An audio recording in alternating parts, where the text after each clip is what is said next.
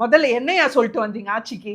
உங்க எலெக்ஷன் மேனிஃபெஸ்டோல தேர்தல் வாக்குறுதியில என்ன சொன்னீங்க? ரேஷன் கார்டுல ஒரு மகளிருக்கு வீட்டு தலைவிக்கு இந்த உரிமை தொகைன்னு சொன்னீங்க.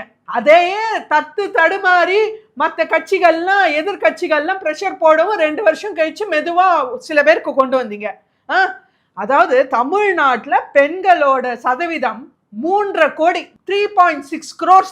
ஸோ 3.6 கோடி பெண்கள். சரி, இதுல சின்ன பசங்க குட்டி பசங்க இவங்களெல்லாம் விட்டுருவோம். சரி, அது ஒரு 1.5 கோடினே விட்டுருவோமே. 2 கோடி பெண்கள், 2.5 கோடி பெண்கள் இருக்கிற தமிழ்நாட்டுல இன்னி வரைக்கும் எவ்வளவு பேர் கொடுத்தீங்க? இன்னியோட சேர்த்து 1.3 கோடி பெண்களுக்கு தான் கொடுத்துருக்காங்க.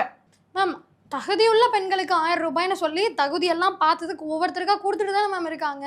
ஓஹோ, அதாவது நீ தேர்தலுக்கு வரும்போது மட்டும் ஓட்டு பிச்சைக்காக மட்டும் நீ பெண்ணா இருந்தாலே தகுதி அப்படின்னு சொன்ன நீங்க